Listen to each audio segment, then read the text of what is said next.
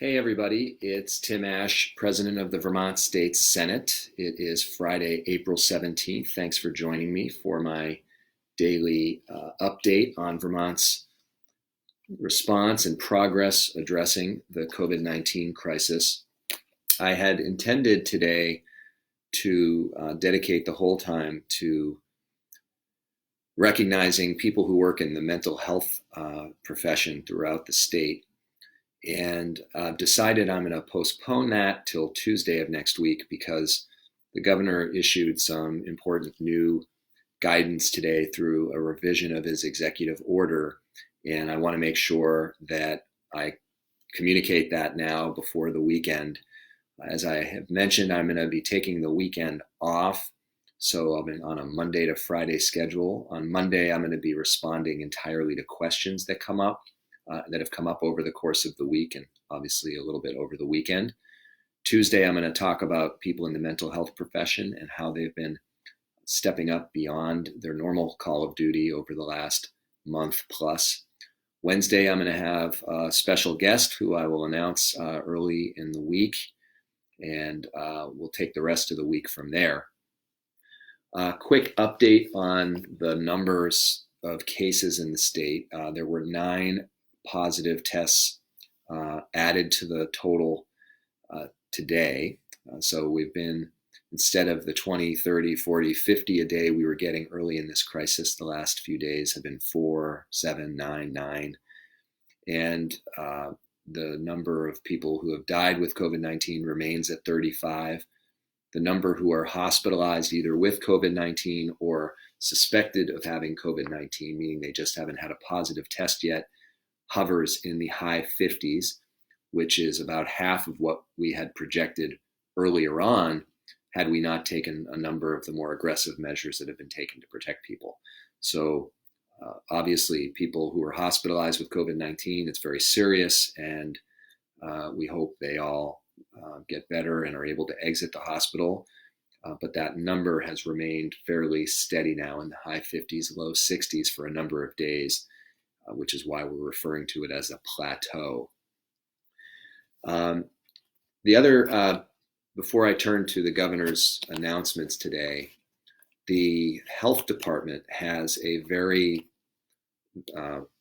easy to take in graphic on their website. If you go to the health department's website in Vermont and click on the COVID-19 page, first thing that pops up, depending on your browser, is a very helpful infographic of the distribution of positive cases in the by county in the state, and then you can scan around and see it by age, by gender, and now they have collected and reported information based on race. And across the country and here in Vermont, this has been a very important issue because, like many pandemics and viruses and diseases, COVID-19 across the country is impacting people of color far greater, and some communities have really been ravaged by it. In Vermont, the question has been, what is the racial composition of COVID-19 patients?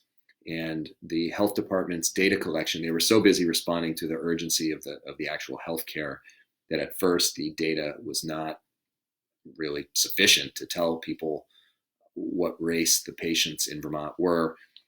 They were able to go back and connect patient records with racial composition. So now they are able to present the racial demographics of COVID-19 patients. And I know that many people were wanting to make sure that we were keeping track of that so it could help inform our overall public health measures. So take a look and drop me a note if you have trouble finding that. The governor today issued, I don't know what quite to describe it as, maybe like a challenge or a deadline to his own Department of Labor. Effectively, what he said was if they do not get through the vast majority of cases, the backlog that they've been facing of problem enrollments in the unemployment system, that he would make a decision by tomorrow night, Saturday night, to authorize basically the cutting of checks of $1,200 to go out to the people who are still waiting for their first benefits. He's hopeful that his team will get through the backlog, but I view that with some skepticism. So they're planning, working with the treasurer, to start sending out checks and then reconcile things afterwards. But $1,200 is the amount that they've announced. They haven't provided a lot of specificity about exactly who would get the check, what that would mean if you're already receiving benefits but not the right amount.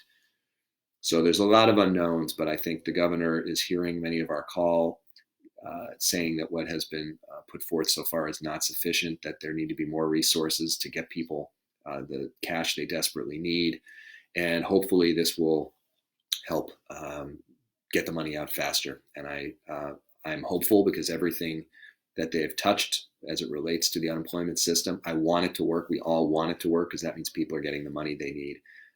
But I will continue to advocate, as I did today with the governor's top staff, for more resources than what they are pledging to provide in terms of call takers and so on, because these waits are just not acceptable. And so as legislators, our job is to advocate on the policy side and to encourage the resource allocation, and hopefully we'll see some progress there.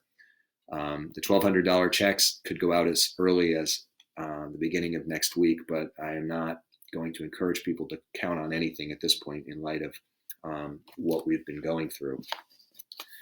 So now I want to transition to the governor's major announcement today. And a friend actually sent me something today of a relatively well-known business owner in another state who, in encouraging and creating a workplace culture, talks about the importance of hope as an energizing factor, a force to give everyone a sense of purpose, something to look to. And I think the governor's announcement today in some ways was meant to give us something to look forward to and hope for. When he revised his executive order, I think this is the 10th update to his state of emergency executive order. And it's titled Restart Vermont Phase 1. And the sum total of what it is intended to do is start to allow some economic activity to commence again as under certain conditions. This is not a wide open gate right now where all of our normal activities are being permitted once again. It's very far from that. Don't expect to go to the movies anytime soon. Sporting events, no. Schools, no. Large workplaces with lots of people in them, no. That's not what the governor was talking about today. He was talking about gently easing some of the restrictions under very specific constraints, and I'm going to walk through the nature of what the governor is opening up.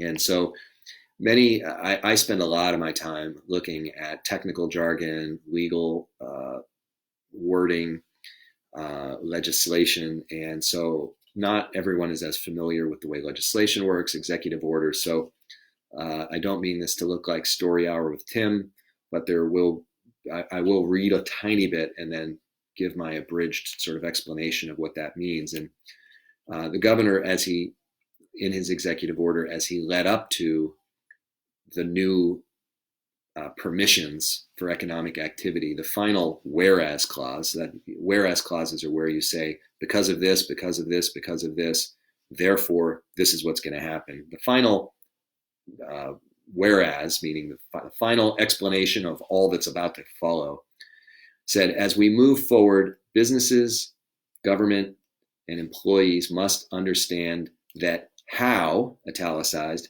they work is essential to resuming and maintaining business operations to stay safe and save lives. So that's an indicator that all the things that are going to be allowed in the coming days are all with the mindset of being very careful about the manner in which these activities are conducted and doing it at a very small scale. So the governor has, in summary, on April 20th, which is Monday, much of what I'm about to describe is going to be allowed. Some of it, there's better information today about it. some we're going to have to wait probably over the weekend and into early next week to have more clarity. But in terms of opening up the spigot, as the governor uses his spigot metaphor, and restarting the economy slowly, he's very clear that it's going to be what he calls a phased approach to reopen the economy. I think that's what we've heard from the public health experts, both nationally, internationally, and locally. So I think that's very good and welcome news.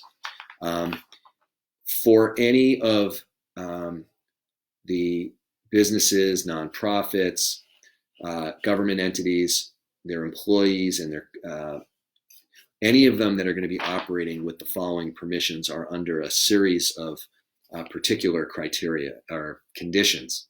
One of which is that employees who are sick must be prohibited from being on the job. Employees must observe strict social distancing of 6 feet. So anything that's being opened up right now still has to maintain the 6 feet rule. Employees must wear non-medical cloth face coverings. So not may wear face coverings, must wear face coverings, which is actually really important because very few states are actually obligating employees to do this. And I'll talk more about that in a minute. In the case of retail cashiers, in lieu of cloth face mask, a translucent shield or sneeze guard like structure is acceptable in lieu of a mask. So I have been very determined to try to protect people who work in supermarkets and in other retail settings where people are face to face with customers, and have asked the health department and the labor department to come up with requirements for workplace conditions, because it did not seem right to leave it up to each individual supervisor to be playing the role of public health expert and giving instructions to his or her employees. Anyone who's walked into a supermarket knows that half the employees have had no masks or face coverings. The other half do.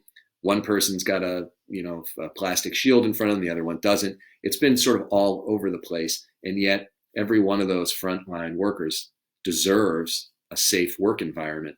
And so I think this is actually very, very welcome news indeed, that it will now be required that there be face coverings and various protections of frontline workers. Employees must have easy and frequent access to hand washing materials. It is not the case in many workplaces that there are sort of dedicated hand washing stations.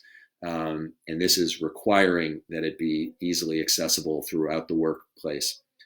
It also requires that all common spaces and equipment, including bathrooms, frequently touched surfaces and doors, tools and equipment, and vehicles must be cleaned and disinfected at the beginning, middle, and end of each shift and prior to transfer from one person to the other. So any of the activities that will be opened up are required to have a very comprehensive cleaning program and sanitation program, probably far beyond what most currently have.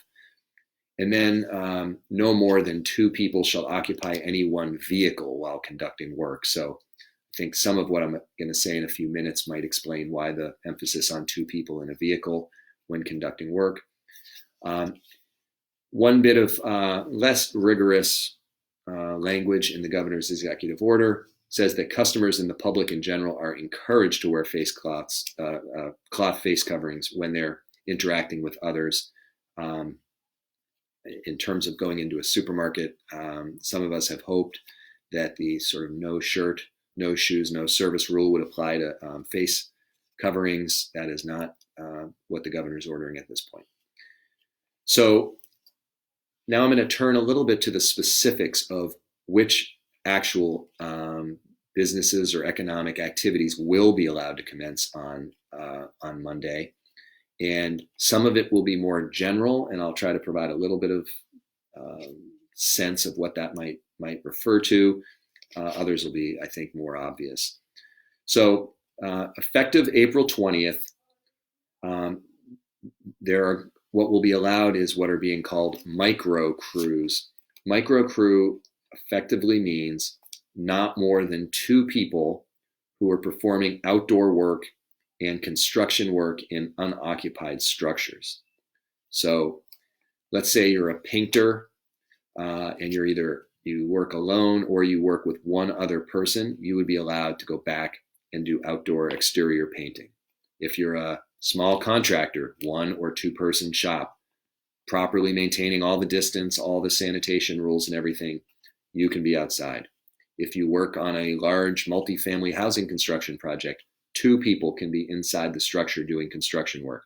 Not 4, not 3, but 2 or fewer as of Monday. There have been a number of contractors who've reached out to me saying, we've got a roof up, so we weren't allowed under the governor's executive order to do something there, but the windows aren't in. Well, if you can pull off the work with 2 people, that will now be able to be commenced. But if it requires a crane operator and lots of other people around, then it's still not permitted. The Agency of Commerce is going to provide guidance for commercial retail operations to resume operations effective Monday. However, as the order says, it has to be done with the minimum number of employees possible. So the idea isn't you've got all 10 people who used to be in the store at the same time. It's the absolute minimum required in order to take phone or online orders and then deliver it curbside. So for the very smallest retailers, this may or may not be a desirable permission to reopen. But for some, it certainly will work. And the Agency of Commerce is soliciting questions from retailers to determine if they can provide more helpful guidance. Also permitted as of this coming Monday, the 20th, services operating with a single worker, such as appraisers, realtors, municipal clerks, attorneys, property managers, pet care operators, and others. They may return to their operations so long as there are never more than 2 people present at a given time.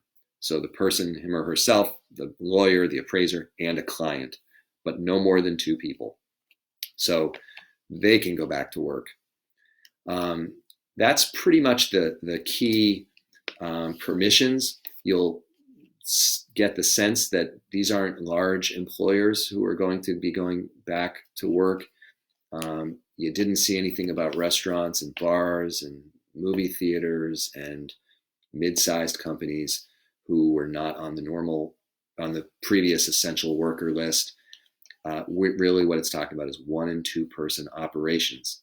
Now, I had a couple questions already today about whether this would include hairstylists and spas and things like that from people who are really desperate to get back to work. You cannot, in those professions, have a 6-foot distancing. I mean, the haircutting seems like to be a stretch to do from a 6-foot distance. Spas, certain spa services, I should say, very impossible to see how they're done with 6-foot distancing. So they do not seem to be open at this time as a result of the governor's latest executive order. So that's the summary total of the governor's executive order. There are a couple other pieces that I wanted to touch on from the order. And this relates to the retail operations. This is a little bit of extra information that came from the Agency of Commerce. In terms of retail operations that would be allowed, there's basically 3 criteria. And I'll begin the first. Retailers, including those that operate in an outdoor setting, may conduct limited operations such as curbside pickup delivery, delivery services, and warehouse or distribution operations in support of curbside or delivery. All orders must occur over the phone or online. No in-store transactions are allowed. Only the minimum number of employees necessary to support curbside pickup and delivery are allowed at any one store, site, or location. So while this does start to open things up, clearly the intent is to keep it very restricted, and it will continue to be enforced in the same way it has, with some enforcement mechanism with state police and others who have gone and checked out, for instance, the lodging industry to see who was following the rules the last time. Some of it's complaint-based. And then largely what we're hoping for is just the honest compliance with the governor's order and state law. So this easing up is really important because, as I mentioned in previous updates, we have to be gently easing the economy, opening up the economy again, while constantly being vigilant about the public health numbers. Because the moment if we see another spike breakout somewhere, we don't want to be constantly jerking the economy back and forth, where we're open, then we shut it all down, open, shut it down. The transition costs, as we're seeing with unemployment right now, are too high to go through that at this point. So it'll be a slow process of allowing more and more activities, and people throughout the state have been amazingly patient. And while there will be disagreements about the level of stringency, Vermont is being recognized throughout the country for its readiness to start easing things up, because we have done so much to flatten the curve and suppress the spread of this virus. The last thing I want to mention today before I wrap is that I mentioned and I emphasized the word that people working in these allowed economic activities must wear face coverings, and that there must be hand washing, either alcohol-based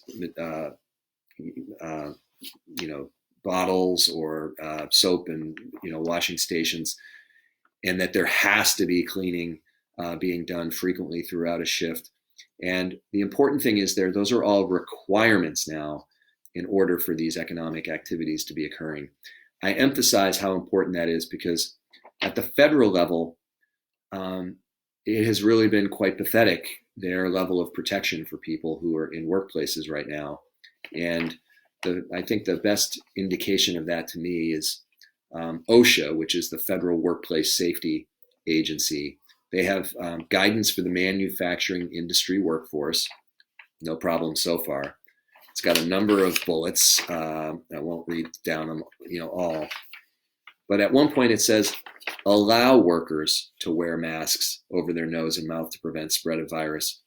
To allow them to work as if that is a public health stride forward is really pretty abysmal, in my opinion. The idea that you need to even encourage them to allow workers to have face coverings to protect themselves and protect others is kind of ridiculous. I believe that these should be requirements until we're through this, but that's why I'm so heartened by many of the science-based approaches the governor has taken. And I hope that we'll all be able to get out of this sooner because of our compliance with these orders.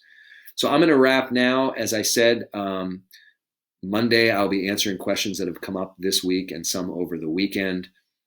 Tuesday I will be focusing on mental health professionals. Wednesday I'm going to have a very special guest, which I hope you will very much tune into. And look forward to catching back up Monday. I hope people are able to take a deep breath and put your mind to something else for a while. This has been a stressful month plus, something that none of us have really ever endured in our lives. And I want to say how grateful I am that people have been so committed to protecting not just themselves, but taking actions that protect everyone else. So thanks, and hope you have a great weekend.